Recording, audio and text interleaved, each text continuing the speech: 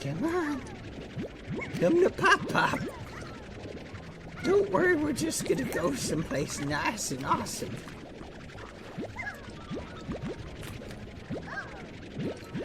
Did your parents always tell you to listen to the grown man with the vacuum cleaner? When I say I'm taking you to the new slime paradise, we're going there. Don't listen to strangers, chat. Come on, everyone, let's go.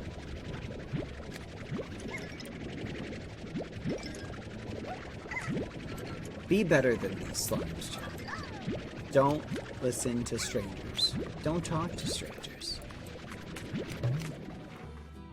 My parents taught you to do the exact opposite? That's crazy.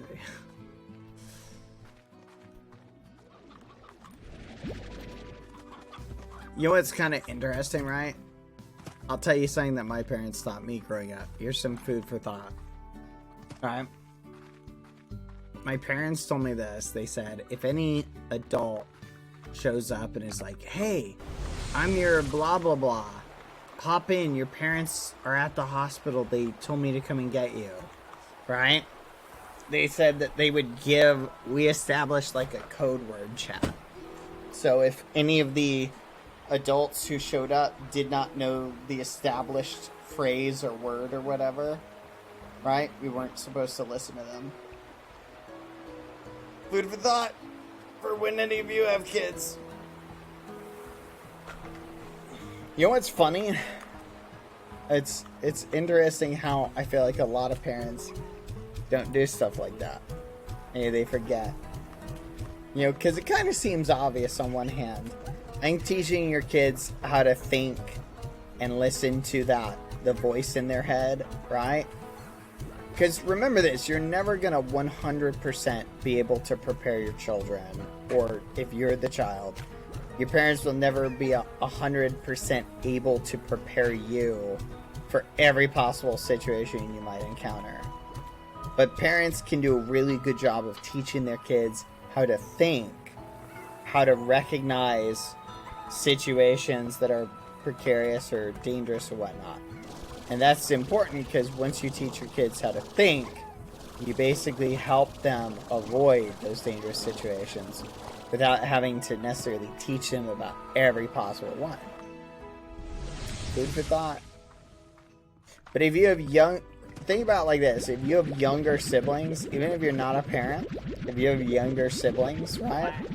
Take the time to have a conversation and sit down with them, right? And help them so that they can be prepared. Okay? It's never a bad idea to help loved ones be more prepared for just living in the general life and the general world. Food for thought. For any of y'all out there with younger siblings. Alright.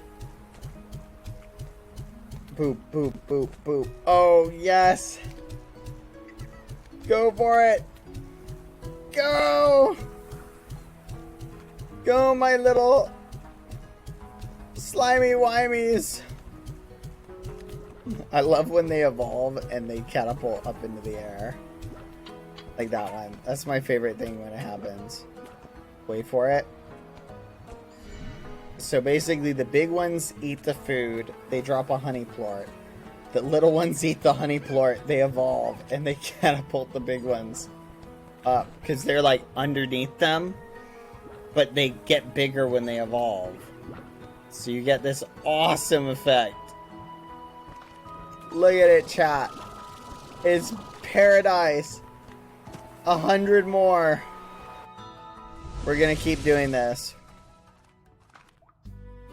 I'm just gonna load batches of food.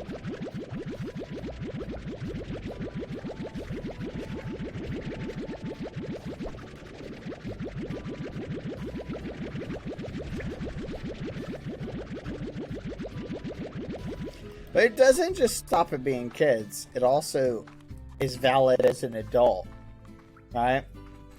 I remember reading this story where there was this popular scam they would have someone come up to like somebody's house, pretend to be like some inspector for the town or whatever.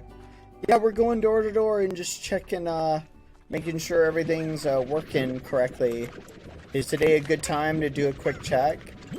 And then what they would do is they would go in and they would have you like lead them to the basement so they could check the gas line or something like that, or like to the plumbing or whatever. And while you were showing them that, a partner or something would sneak in through the door. They would make sure the door is left unlocked and go upstairs or like into someone's like in the master bedroom and rob you.